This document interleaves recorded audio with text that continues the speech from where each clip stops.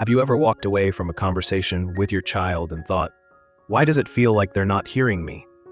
Maybe you've noticed eye rolls, dismissive comments, or that sinking feeling that your opinions don't matter anymore.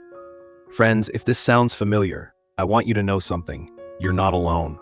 And more importantly, this isn't your fault. Relationships change, especially as families grow older.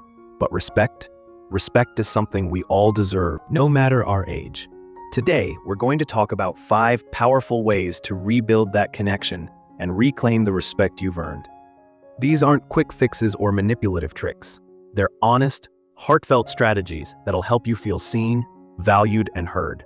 Let's start with the very first step, and trust me, this one might surprise you. Let me ask you a question. When was the last time you truly listened to your child? Not just to reply, but to understand. I know what you're thinking. Wait, shouldn't they be listening to me? Here's the thing. Respect is a two-way street. Sometimes, the best way to earn it is to model it first. Think about a time your child tried to share something with you, maybe a problem at work or a decision they're wrestling with. Did you jump in with advice right away? Or maybe you felt tempted to say, back in my day. It's natural to want to guide them, but when we lead with lectures instead of curiosity, it can feel condescending. Instead, try this. Next time they speak, pause, take a breath, and say, tell me more about that. I'll never forget a letter I got from a viewer named Margaret. She told me her daughter hadn't confided in her for years, until one day, Margaret bit her tongue during a rant about parenting and simply said, that sounds so hard. How are you holding up? Her daughter burst into tears and said, Mom, I just needed you to hear me. By listening without judgment, Margaret didn't just open a door, she rebuilt a bridge. Now, I'm not saying you have to agree with everything they do, but when we listen first, we show them, I value your voice. And that's the foundation of respect. But what if you've tried listening and they still dismiss you? That's where step 2 comes in, setting boundaries, kindly. You see, boundaries aren't about pushing people away. They're about teaching others how to treat you. Let's say your son interrupts you every time you speak. Instead of staying quiet or snapping, try this. Wait for a calm moment and say, I love our conversations, but when you cut me off, it hurts my feelings. Let's try to let each other finish our thoughts. No blame, no anger, just a clear, gentle request. One of my dearest friends, Carl, used to let his daughter cancel their weekly calls last minute. He'd say, oh, she's busy, it's fine. But inside, it crushed him. Finally, he told her, our calls are the highlight of my week. If you need to reschedule, can you let me know ahead of time? Guess what? She apologized, and now she rarely misses a call. Setting boundaries isn't about being rigid. It's about saying, I matter too. And when you do that with kindness, you give your children a roadmap for how to love you well.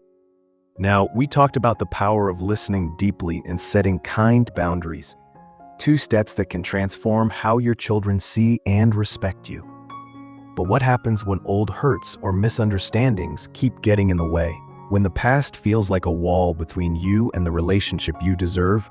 Now, we're going to tackle that wall, not by tearing it down all at once, but by slowly, gently removing one brick at a time. Let's start with the 3rd step, letting go of the stories that no longer serve you. Have you ever found yourself replaying an argument from years ago? Maybe it was something your child said that cut deep, or a time they forgot to call on your birthday. Those moments can stick with us, can't they? We hold on to them like stones in our pockets, weighing us down. But here's the truth. Respect can't grow in soil cluttered with old grudges. Let me share a story. A few years ago, I met a man named Henry at a community workshop. Henry hadn't spoken to his daughter in nearly a decade after a heated argument about money. Every holiday, he'd sit by the phone, waiting for her to apologize. She knows what she did, he'd say. But one day, Henry realized he was the one keeping the story alive. So he wrote her a letter, not to rehash the past, but to say, I miss you. Let's start fresh. His daughter didn't respond right away, but 6 months later, she showed up at his door with a coffee and a simple question. Dad, can we try again? Letting go of the who's right battle didn't erase the hurt, but it made space for something new. Now, I'm not saying you should ignore genuine harm, but ask yourself, is holding on to this story helping either of us? If the answer's no, try this. Write down the hurtful memory, then burn it, tear it up, or toss it in the trash. Symbolic? Maybe, but it sends a powerful message to your heart. I'm choosing peace over pain. This brings me to step 4. Show them how to respect you by respecting yourself first. You see, children, even adult children, learn how to treat us by watching how we treat ourselves. If you're constantly downplaying your needs, apologizing for existing, or saying yes when you mean no, they'll mirror that behavior. Let's say your daughter always expects you to babysit last minute, even when you're exhausted. You might think, I don't want to be a burden, so you agree. But here's the problem. Every time you ignore your own limits, you teach her mom's time isn't valuable. Instead, try this. The next time she asks, say, I'd love to help, but I need a day's notice to plan my week. No guilt, no over-explaining, just a quiet statement of your worth. One of my subscribers, Gloria, shared how this changed her relationship with her son. She'd always dropped everything to fix his problems, until she realized she'd become his crisis hotline, not his mom. So she told him, I'll always love you, but I trust you to handle this. Let me know how it goes.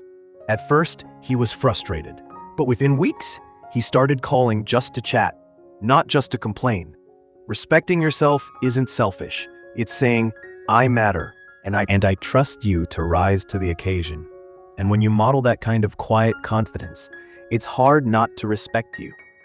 Now, these steps, letting go of old stories and honoring your own worth, aren't always easy. They take practice.